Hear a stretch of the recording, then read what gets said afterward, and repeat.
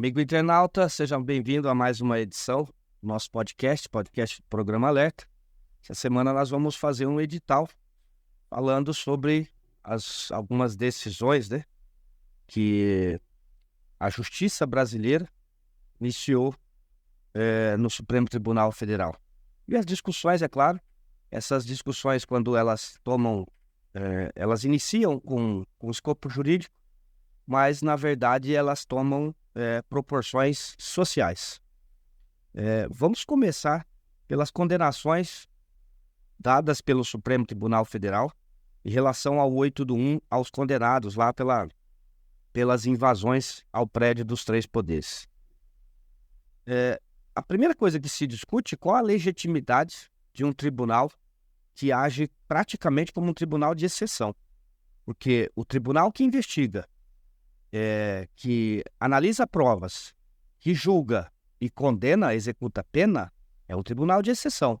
Até onde a gente sabe, e não precisa ser jurista para isso, é que esses tipos de tribunais existem em países não democráticos, como na Coreia do Norte, até mesmo na Rússia, em alguns casos. Esses tribunais funcionam nesses países onde não há democracia, onde o Estado não é democrático, onde o Estado não ouve o povo, onde o Estado não cumpre as leis internacionais. O pós-guerra nos trouxe bastante, digamos assim, conceitos sobre a proteção da pessoa humana. O pós-guerra fez nascer a ONU, fez nascer diversos tribunais internacionais para evitar uma série de coisas que aconteceram durante a guerra, durante a Segunda Guerra, por conta dos genocídios e outras coisas mais que ocorreram lá na Alemanha nazista e que se espalharam pelo mundo. Na tentativa de evitar isso, o pós-guerra nos trouxe aí, nos agraciou, vamos dizer assim, em várias cortes internacionais para julgar e para dizer se aqueles determinados países em que são signatários desses tratados internacionais em que essas cortes fazem parte, para dizer se esses países são países que tratam a justiça de forma democrática. O Brasil, a gente já sabe que é signatário do Pacto de São José da Costa Rica, é signatário da Corte Interamericana de Direitos Humanos. No entanto, a gente se depara com uma decisão esdrúxula, absurda. E aqui, eu não estou aqui, nós não vamos discutir aqui o crime, tá? O crime, quem tem que dizer se houve crime ou não, é realmente a justiça, mas através de um inquérito policial, através de uma investigação, através de um Ministério Público que oferece denúncia, depois que o delegado ou que a polícia entrega para ele que houve materialidade, né, naquele crime. Depois que o Ministério Público recebe essa materialidade, essa certeza da materialidade, ele tem a opção de oferecer denúncia. Aí sim, manda-se para o juiz, entregando para ele tudo o que ocorreu durante o crime, individualizando as condutas, né, para que esse juiz faça, na verdade, ele seja o escravo da lei. O juiz é um escravo da lei. Ele vai abrir o Código Penal e outras leis esparsas que falam sobre aquele crime que aquela pessoa cometeu e vai ver lá para fazer a dosimetria da pena, né? Para saber, porque as leis nossas são... nós vivemos num país onde o direito é objetivo, ele é posto, ele é escrito, ele não é consuetudinário, ele não é baseado em costumes. Então está tudo escrito. Para o crime de matar alguém, artigo 121, está lá a pena. E depois embaixo vem nos seus incisos, né, as qualificadoras de um crime de homicídio. Essa é a lógica. Agora, e aí o processo nasce aqui embaixo, aqui na delegacia local, vai para o Ministério Público local, vai para o juiz aqui da nossa comarca, ele faz a dosimetria dele, faz a condenação do réu, com base na lei, com base no que está escrito na lei. O juiz não tem que colocar na decisão dele opinião. O juiz não serve, não está lá para dar opinião. O juiz está lá para ser escravo da lei. Isso foi o que eu aprendi na faculdade, inclusive com vários juízes que foram meus professores. Eles não têm que dar opinião pessoal. E hoje as decisões são eivadas de opiniões pessoais. cheias de opiniões pessoais. Aqui embaixo, vocês imaginam lá no Supremo Tribunal Federal, onde eles se acham os deuses, né? Os reis da cocada preta. Praticamente os donos do Brasil, os donos da justiça brasileira, coisa que não é verdadeira. Resumindo, esse juiz de primeira instância faz essa condenação, faz a dosimetria da pena e entrega para o representante do réu, o advogado do réu, diz: olha, seu cliente está condenado, está lá uma sentença dizendo da condenação e da prisão ou não desse réu, né, que cometeu esses pseudos crimes. A partir daí o advogado entra aí nós vamos ter que entrar aqui nos recursos do direito, né, que constam tanto no Código de Processo Penal quanto no Código de Processo Civil. Para recursos e para processo no nosso país, a nossa base é o Código de Processo Civil. Tá? Ele é a base de todo o processo, de toda a cadeia processual e recursal da nossa justiça. Aí o advogado entra nesses códigos, vê lá qual é o recurso que ele tem que manejar, maneja esse recurso para quem? Ele encaminha esse recurso para o juiz que julgou aqui na primeira instância. O juiz faz apenas uma análise se consta dentro daquele processo, né, requisitos básicos, com base também na lei, no que está escrito no Código de Processo Civil ou no Código de Processo Penal, se aquele processo consta os requisitos básicos para ele ser alçado para o Tribunal de Justiça. Nós estamos falando aqui, eu estou tentando passar para vocês aqui qual o caminho de um processo penal. Esse juiz analisa, bom, tem todos os requisitos básicos. O que diz a lei está dentro desse recurso. Ele encaminha esse recurso para o Tribunal de Justiça de São Paulo. Lá ele é distribuído, esse recurso é distribuído, é nomeado, acho que lá também é sorteio, né? Sorteado eletronicamente o relator que vai receber esse processo. Esse relator faz um relatório sobre esse processo, chama mais 2 ou 3 colegas e julgam ali. Aí o advogado continua condenado. O advogado do réu ainda tem o recurso de solicitar que esse processo, dependendo, é claro, da natureza dele, que ele possa ser julgado por um pleno. E aí junta-se 11 ministros, 11 desembargadores e julgam aquele processo. Continua condenado, ele ainda recorre para o STJ, o Superior Tribunal de Justiça. Continua condenado. Lembrando que esses recursos, em especial, a partir de que sai daqui, já não se discute mais provas, tá? Discute ali só o direito mesmo da pessoa, dosimetria de pena, né? Não se discute mais a materialidade nem a autoria de crime, muito menos prova. E aí chega no STJ, o STJ vai lá, mesma coisa o que acontece aqui embaixo. Olha quantos recursos nós temos, até chegar no Supremo Tribunal Federal, caso haja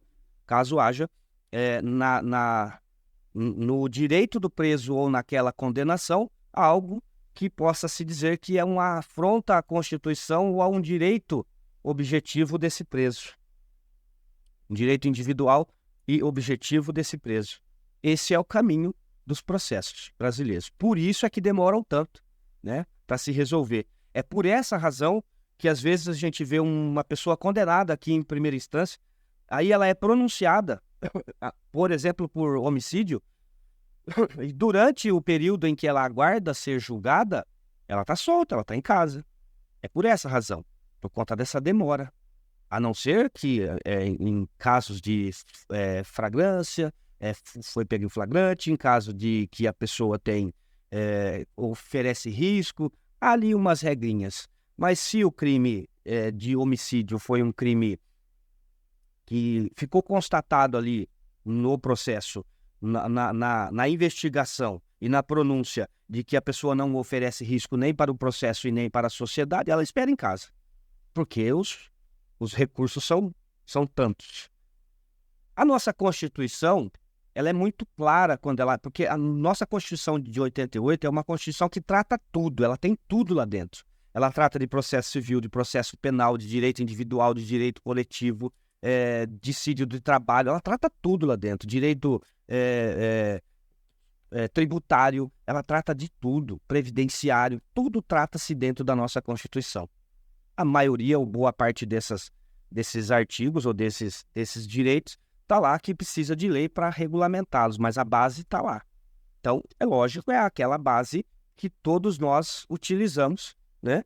Tanto para quem vai defender um réu, para quem vai acusar. O Ministério Público, o juiz, ele usa também a base da Constituição e aí parte para o direito processual em si. Tudo isso eu estou explicando para vocês porque não há, na minha concepção, em lugar nenhum está escrito que o Supremo Tribunal Federal pode ser o aplicador de pena, o julgador. Ele não pode ser. Ele não pode ser julgador de crime comum, porque o que aconteceu no 8 do 1, eles alegaram que não, foi uma tentativa de golpe de Estado. Primeiro, que quem faz tentativa ou dá golpe de Estado é quem está no poder, né?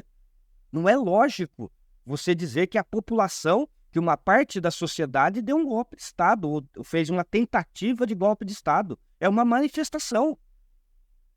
E, de novo, vou repetir, não estou dizendo aqui sobre o crime, tá? O crime de depredação de patrimônio público, o crime de insurgência, o crime de afrontar e de machucar policiais. Não estou dizendo aqui sobre o crime. Eu só estou dizendo aqui sobre a forma de julgamento e condenação, né? E individualização de pena, claro. Agora, quais foram as razões que levaram o Supremo Tribunal Federal a tomar parte desse julgamento? Com base numa lei que surgiu recentemente, é uma lei antiterrorismo. Então aí se confunde um monte de coisa, porque a base da condenação é por tentativa de golpe de Estado, e aí usa-se uma lei que é antiterrorismo. Não sei se eles consideraram terrorismo ou golpe de Estado, ou se as duas coisas são as mesmas. Não são, mas não sei se lá na cabeça deles isso funcionou igual, né? Mas para mim foi mais uma vingança contra essas pessoas do que propriamente dito um processo. Espero que as cortes internacionais, em especial a Corte Interamericana de Direitos Humanos, faça esse processo voltar lá para a primeira instância, faça esse processo voltar lá para a Delegacia de Polícia Civil, ou ainda que seja num prédio público federal, para voltar para a Delegacia de Polícia Federal lá do Distrito Federal, para que o juiz de primeira instância federal julgue esse processo, para que o juiz de segunda instância julgue esse processo, para que essas pessoas tenham, para que esse processo, não vou nem individualizar aqui, da forma pessoal, para que esses processos tenham a condição de alçarem a sua defesa, a sua ampla defesa e contraditório, lá na primeira instância. Por quê? Agora há pouco eu fiz aqui uma alusão de como funciona, né, os processos. E aqui eu fiz do penal, mas o civil é igual, o trabalhista a mesma coisa. Todos os nossos processos, guardadas as devidas proporções de cada um, começa-se na primeira instância, vai para a segunda, depois vai para os tribunais superiores e depois para o STF, caso seja necessário. Nenhum desses processos está sendo julgado no Supremo Tribunal Federal, podem ser alçados, podem ser recursal. Por quê? Porque o STF é a última instância. Eu não posso recorrer para a instância anterior. Eu tenho que recorrer para instâncias para frente. Ex nunc. Então, espero que as cortes internacionais de direitos humanos cobrem do Brasil, em especial a Corte Interamericana, especial até o Tribunal de Haia também, que nós somos signatários, cobrem do Brasil uma explicação por que esses processos iniciaram na última instância e não na primeira, como é a lógica. Lembrando que ao descondenar e não deixar o cara livre só porque ele quer, ao descondenar ou a condenar uma pessoa, tem que ocorrer na primeira instância. E o exemplo maior que nós tivemos disso foi em relação aos processos do ex-presidente Lula. O ex-presidente Lula foi descondenado no Supremo Tribunal Federal. Mas ele passou por todas as etapas processuais aqui de baixo. E aí, quando chegou lá, disse, não, ele tem que voltar para a primeira instância, eu vou voltar para a segunda instância. Então, há uma bagunça, uma bagunça generalizada. Então, quando o Supremo Tribunal Federal fala que aquilo que houve lá no 8 de 1, e ainda ele está com dúvida para saber se aquilo foi terrorismo, foi golpe de Estado, terrorismo pode até ser, que teve até bomba em caminhão de combustível, e aqui nós não estamos. De novo, vou repetir, nós não estamos discutindo crimes, tá? Os crimes que foram cometidos por essas pessoas têm que ser cumprido pena, elas têm que ser condenadas, elas têm que pagar pelo que fizeram. Não estou aqui discutindo o crime, até porque não sou da Polícia Federal, não sou investigador de Polícia Civil para saber se houve mesmo, em que proporção que houve, mas é lógico que houve, a gente viu pela TV, nós todos vimos. Depredação, quebra-quebra, nós todos assistimos isso. Então aqui nós não vamos discutir o crime. O crime sim é punível, né? Visualmente, pelo que a gente viu pela televisão, é um crime punível, né? Consta no nosso Código de Processo Penal e no Código Penal todos os crimes que eles cometeram lá, que é crime contra a ordem pública, crime contra o patrimônio público, inclusive derrubaram um relógio lá centenário, né, que era uma obra de arte que o Brasil recebeu. Tem que pagar. Quem cometeu esses crimes tem que pagar financeiramente e, é óbvio, com a força da justiça, mas de forma correta. Que esse processo volte para a primeira instância, seja julgado lá, para que essas pessoas tenham direito à ampla defesa e ao contraditório. Porque o julgamento que se inicia na última instância não dá direito a recurso. Isso fere o direito básico da nossa Constituição Federal. Em que pese, o Supremo Tribunal Federal está deturpando a Constituição Federal. A própria Constituição diz que o Supremo Tribunal Federal é guardião da Constituição Federal. Quando ele fala nesses termos de o Supremo ser guardião da Constituição Federal, ele tem que, com base no que está escrito, nosso direito é objetivo, lembra? É posto, não é consuetudinário.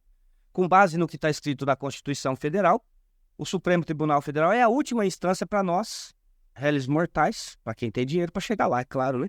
Réis mortais, para chegar lá no STF e dizer assim, olha, esse direito aqui é fundamental, está lá na Constituição, e ele foi compelido, ele foi deixado para trás lá nas outras instâncias. Então é o Supremo Tribunal Federal que tem que pegar esse processo e entender se aquele direito fundamental, individual ou coletivo, se foi realmente atingido no âmago da Constituição, e aí dizer, olha, esse processo aqui, ele fere esse direito individual, coletivo, ou outro qualquer, com base na Constituição. É só para isso que serve. O Supremo Tribunal Federal não tem condão de tribunal de julgamento, não tem condão de tribunal de alteração constitucional do texto constitucional. Foi o que o Supremo Tribunal Federal acabou de fazer agora no marco temporal. Gente, o artigo 231 e 232 da Constituição é muito claro. É muito claro. Eu falo que é um dos textos constitucionais, e nós temos alguns outros assim, que é muito objetivo. Ele diz que a partir da promulgação da Constituição de 88, quem estava ocupando terras indígenas tem direito às terras. A partir de os índios que estão ocupando as terras indígenas têm direito às terras. Ou seja, ele trata pontualmente, objetivamente. Não é um texto simplificado, não. É um texto objetivo, está escrito lá. Aí o Supremo Tribunal Federal vem e fala que não serve para nada o 231 e 232, como se legislador fosse. Eu aprendi que para alterar uma Constituição plantonista, uma Constituição que está de plantão, ou seja, aquela que está em vigor, precisa de um poder constitucional, precisa de um poder legislador, que nós temos dois, aliás, funcionando, né? A Câmara Federal e o Senado da República estão funcionando, foram eleitos democraticamente pelo povo. Então, se há alteração, caso possa haver alteração no texto constitucional, quem tem que fazer é o legislador, não é a justiça. Isso é absurdo, tão grande, que eu tava conversando com alguns amigos essa semana e disse, olha, para além da vergonha que eu tenho, de tudo que eu explicava para as pessoas lá atrás sobre a Constituição, sobre o direito, né, sobre as nossas garantias constitucionais, E hoje essas pessoas vão ter o direito de chegar em mim e falar assim: você estava errado, você mentia, você não dizia a verdade quando me explicou sobre a Constituição Federal. Para além da vergonha que eu sinto disso tudo, eu sinto um pouco de medo quando a gente vê que essas forças poderosas jurídicas tomam essa proporção no país.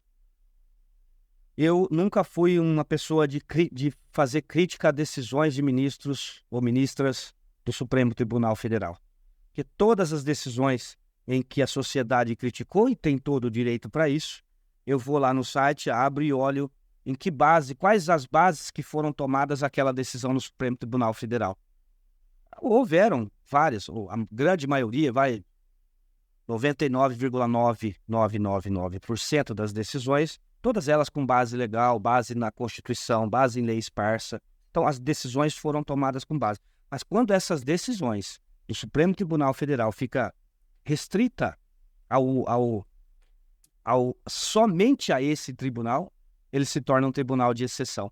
Ele se torna um tribunal onde as pessoas não têm como fazer recurso, porque o que está decidido ali vai ser cumprido a partir da decisão. E aí, quando o Supremo Tribunal Federal vem, faz alteração no texto constitucional, e já fez várias. Essa aqui é uma das mais esdrúxulas de alterar o 231 e 232. E aí eles alegam, na maioria das decisões, em especial essa do marco temporal, de que na morosidade, né, na letargia do poder legislativo, não importa se é letárgico ou não importa se é atrasado ou não, a obrigação constitucional é do poder legislativo em fazer a alteração no texto constitucional através de uma emenda. É por isso que as emendas à nossa Constituição, ela tem alguns requisitos, né? Precisa ter maioria absoluta nas duas casas, precisa ter 2 votações nas 2 casas. Ela segue todo o rito totalmente diferente das outras legislações brasileiras, que é para ter certeza mesmo de que todo mundo, ou todos os parlamentares, ouvindo a sociedade, possa fazer a emenda de alteração constitucional. Essa seria a lógica, é claro. A maioria das emendas ninguém ouve a sociedade, mas assim, ela segue ritos para isso. E aí vem o Supremo Tribunal Federal e fala que não, que tem que alterar o texto constitucional. E essa não é a primeira alteração que eles fazem, tá? Já fizeram várias alterações no texto constitucional, como, por exemplo, o texto constitucional, quando trata do impeachment de presidente da República, diz que o presidente impeachado, que sofreu o impeachment, o que ocorre com ele? Perde os direitos políticos por 8 anos. O Supremo Tribunal Federal foi lá e disse: não, a Dilma não. Ela foi impeachada, mas ela não era culpada. Ué, se ela sofreu o impeachment, lá não está dizendo se precisa ser culpada ou não. Basta sofrer o impeachment. Ele foi lá e mudou o texto constitucional e disse que a ex-presidente Dilma estava livre da condenação ou de cumprir aí os 8 anos de inegibilidade. Então, essas alterações no texto constitucional elas ficam muito evidentes e se tornam muito perigosas. A nossa sociedade está caminhando para um caminho de limbo constitucional, limbo de direito. Nós estamos entrando num caminho sem volta. É um caminho sem volta. Porque quando se atropela a lei maior do país para fazer justiça com as próprias mãos, que é o que eu vejo, tá? Das decisões do 8/1, todas elas, todos os votos eu li. Li todos eles. Grande maioria deles tem a gente sente ao ler que aquilo ali é uma justiça feita com as próprias mãos. Vocês quebraram o nosso plenário, então está aqui a pena de vocês. Eu senti, na maioria dos votos, que há ali muito de rancor, muito de querer fazer a justiça com a própria mão. Eu até entendo, porque às vezes a gente aqui, né, na baixa sociedade, nós temos essa vontade de fazer justiça com as próprias mãos, mas não pode. Existe um direito, existe um caminho legal para isso. Agora, do mesmo princípio parte se algum dos ministros do Supremo Tribunal Federal cometeu um crime. Eles vão ser julgados por eles mesmos? Não. A Constituição fala que os crimes cometidos pelos ministros do Supremo Tribunal Federal vai para o freio e contrapeso constitucional, que é o Senado da República, ele que tem o condão de julgar. E aí os 81 senadores vão julgar. Se houve crime, vão... Então tá tudo dentro da nossa Constituição, só fazem errado porque querem, só fazem errado porque eles estão querendo fazer justiça com a própria mão. Mas ninguém nesse mundo, nesse país, vai me tirar da cabeça que isso é um absurdo jurídico. Esse aqui, para mim, pode ser considerado que já virou um condão aí que todo mundo fala, mas é o processo do fim do mundo. Esse tipo de julgamento é o processo do fim do mundo. E não para por aí. O Supremo Tribunal Federal vai iniciar essa semana, porque a ministra presidente do Supremo Tribunal Federal, Rosa Weber, vai se aposentar daqui 30, 40 dias, e ela quer ver ela quer dar o voto dela na ADPF 442, que é a ação de descumprimento de preceito constitucional. O que essa ADPF 442 fala? Ela descriminaliza, pede a descriminalização do aborto até os 3 meses de gestação, 4 semanas, se não me falha a memória. E que a mulher possa ter o direito de dizer se ela quer ter aquela criança ou não. Eu concordaria se o nosso país tivesse o mínimo, se nossa sociedade tivesse o mínimo de discernimento, tivesse o mínimo de capacidade intelectual, geral, tá? Eu estou dizendo geral. Tivesse o mínimo de capacidade emocional para decidir sobre isso. Hoje é proibido o aborto. Hoje é crime o aborto. Em qualquer circunstância, exceto naquelas contidas no Código Penal, que diz sobre aborto, risco para a mãe ou para a criança, do feto. E agora entrou um que não foi por lei, foi por uma jurisprudência do Supremo Tribunal Federal. Agora não, faz um tempo já, que também entrou o feto anencefálico, que a mãe tem o direito de optar pelo nascimento ou pelo aborto daquela criança que vai nascer sem cérebro. E eu achei uma lógica, mas não precisava ser pela justiça. Era só o legislador ter feito, ter acrescentado dentro do Código Penal mais esse item, mas não foi acrescentado e hoje ele é aplicado pela justiça com base numa jurisprudência do Supremo Tribunal Federal. Então são nesses 3 casos: aborto, risco para a mãe e o feto anencefálico. Exceto isso, é crime. Por quê? Porque o direito brasileiro, a Constituição brasileira, gente, lá na sua promulgação, e tem até hoje escrito lá no preâmbulo a frase seguinte: sobre a proteção de Deus, promulgamos a nossa Constituição. Nosso país é laico, o Estado é laico, mas o país as pessoas são livres para ter a religião que elas entenderem. Nós temos uma grande maioria, apesar dos pesares, né, de muita ignorância também que tem da nossa sociedade. Eu diria que praticamente 100% das religiões que nós temos no Brasil busca Deus. A base dela é Deus. A grande maioria esmagadora busca Deus através de Jesus, pelo cristianismo. Maioria.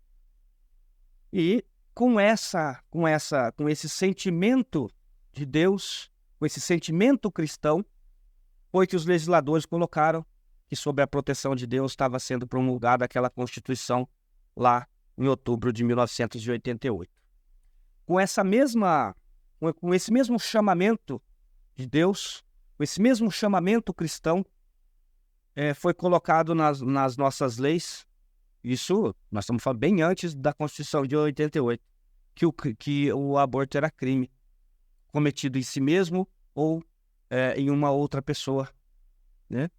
E aí vem agora o Supremo Tribunal Federal e diz que até 3 meses de idade a gente pode tirar uma vida, porque é um direito da mãe. Eu acredito Eu acredito muito na vontade das pessoas. Eu penso que cada um tem que ser dono de si próprio, tem que ser dono do seu corpo. Mas eu também aprendi isso no cristianismo, e não foi em religião. Eu aprendi que nós somos donos das nossas decisões. Todas as decisões que nós tomamos, sob a luz e sob os olhos de Deus, existe sempre uma reação. Pode ser proporcional e contrária, ou pode ser uma reação boa, a depender daquela decisão que você tomou. Porque nós temos livre-arbítrio, nós aprendemos isso. E é lógico, a Constituição também fala que é um direito inerente à pessoa, o direito dela ao corpo. Ela tem direito sobre o corpo dela. Direito de decisão, inclusive, lá no artigo 5º. E partindo-se desse princípio, né, em tese poderia se dizer, não, a mãe ou a mulher, né, ela tem direito a decidir se ela quer um aborto ou não. Se ela decide ter um aborto ou não. Agora, ela simplesmente vai chegar lá hoje, né, depois dessa decisão, caso seja pela descriminalização, é claro, nós só temos por enquanto o voto da relatora, que é a ministra Rosa Weber, o voto declarado e não o voto escrito ainda. Mas temos o voto declarado dela e não temos dos outros 10 ministros. Então a gente não pode dizer que isso vai acontecer, né? Nós estamos aqui fazendo uma conjectura, caso aconteça. As decisões que nós tomamos sobre o nosso corpo, em especial quando se fala da mulher. Entendo que nessa decisão deveria vir acompanhado dessa descriminalização um acompanhamento psicológico e social dessa pessoa. E não que simplesmente fosse dizer, eu não quero ter esse filho, ele está com 12 semanas, tá, então vai ali no médico que ele vai tirar para você. Que fica muito simples. Hoje, para vocês terem uma ideia, esse estudo foi feito pela Igreja Católica e por várias organizações de direitos humanos brasileiras. Foi feito se salvo engano, tá, gente? Eu vou confirmar depois, mas foi feito em 2012. De que naquele ano de 2012 ocorreu quase 2 milhões. Desculpa, na década ocorreram quase 2 milhões de abortos. Clandestinos.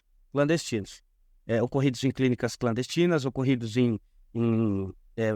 através de medicamento, que as pessoas, porque tem um monte de medicamento abortivo, né? São proibidos à venda, só com prescrição e orientação médica. Claro, né? Mas nós vivemos num país que acha que político é que tem que ser honesto, né? E a sociedade não precisa ser. Então é muito fácil você chegar em uma determinada farmácia, em qualquer lugar do Brasil, pagar caro, né? Para ter 2 ou 3 comprimidos abortivos. Eu não vou dizer aqui para vocês que vocês imaginaram, vocês internautas que são minimamente inteligentes, né? Ou maximamente inteligentes, imaginaram que as farmácias só vendem, não todas, tá? Que elas só vendem com prescrição médica. Claro que não. No meio de todas as profissões, tem a pessoa boa e tem a pessoa ruim. E nesse meio também. Em resumo, o Supremo Tribunal Federal, através dessa DPF, agora vai decidir se o aborto é crime, se não é crime, se até 3 meses de idade. E eu tenho muita preocupação com isso. Tem muita preocupação num país onde falta instrução, onde falta educação social, onde falta uma certa educação para questão até de procriação, né? Nós temos aí, e eu conheço alguns casos de mães ou de famílias de baixíssima renda que não tem a mínima condição de cuidar de uma criança, tem 6, 7.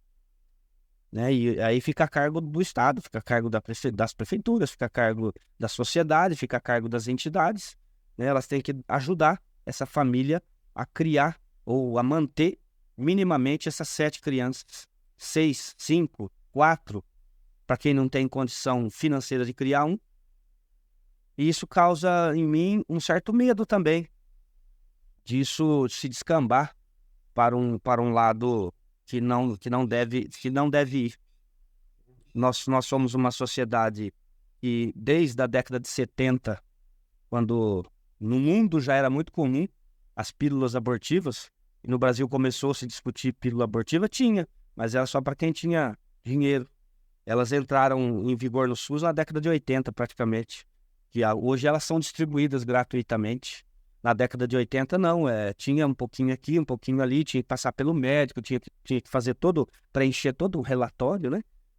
Para ter acesso à pílula abortiva. E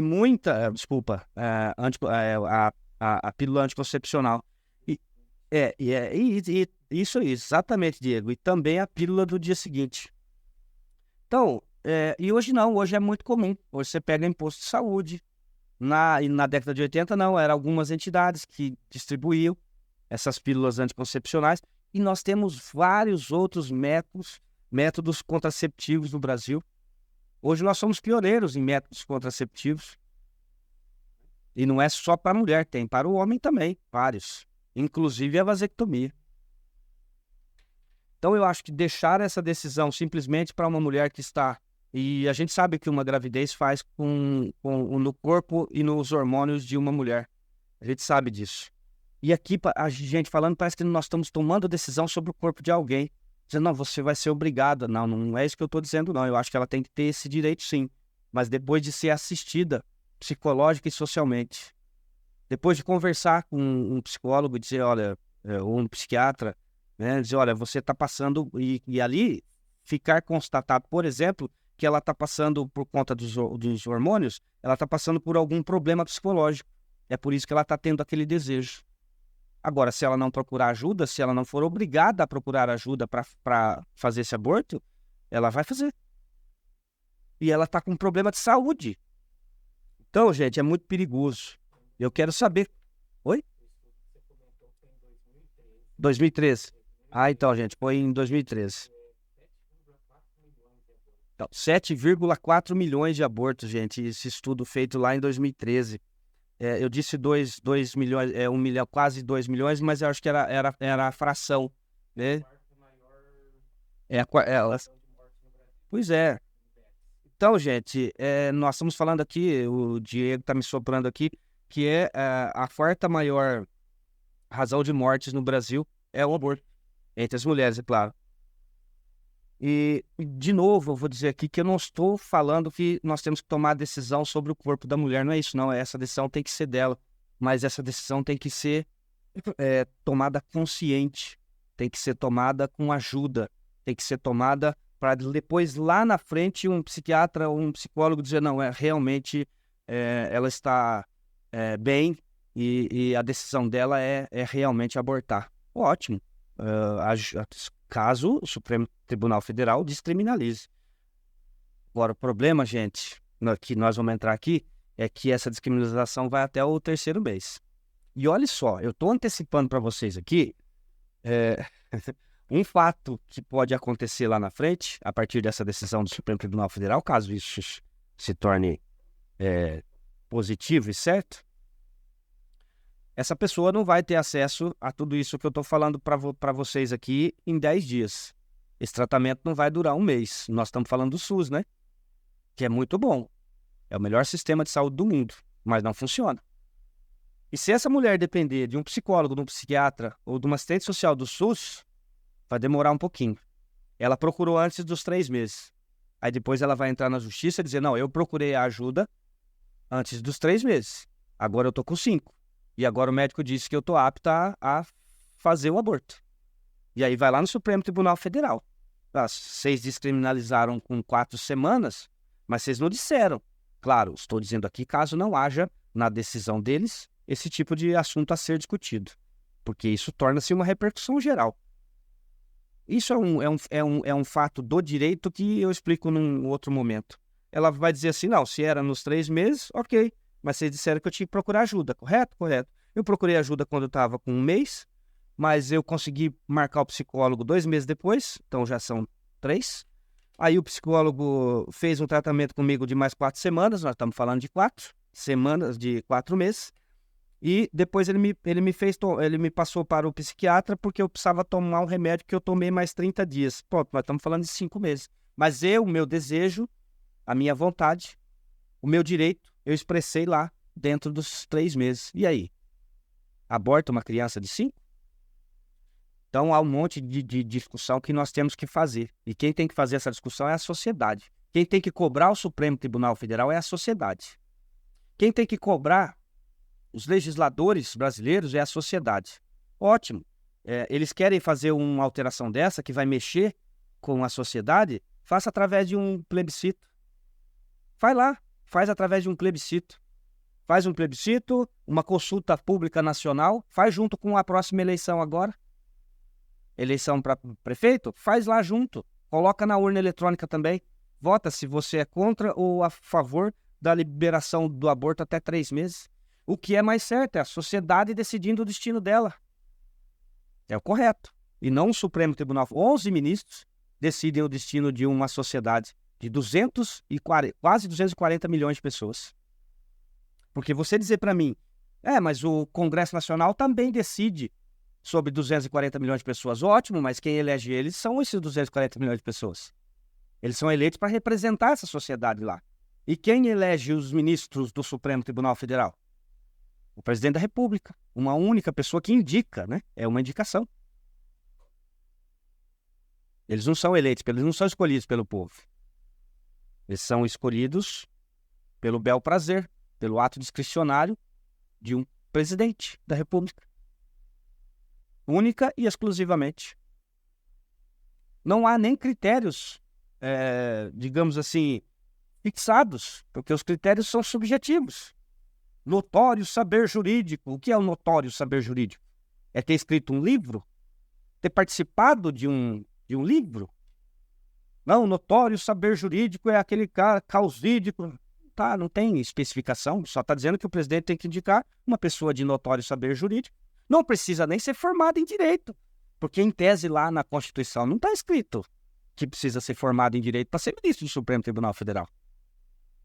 Aonde está escrito? Procura lá. Procura em qualquer legislação brasileira que para ser alçado ministro do Supremo Tribunal Federal pela escolha do presidente da República precisa ser formado em direito. Não está escrito em lugar nenhum. Precisa ter notório saber jurídico.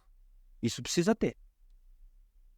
Então, uma pessoa que não tem formação na área jurídica, mas tem formação, sei lá, em ciência política, e que conhece bem o que a gente chama de rábula, ele conhece bem os meandros do juridiquês brasileiro, ele é apto. Ele tem notório saber jurídico. Tudo que você perguntar para ele sobre direito, ele vai saber responder para você.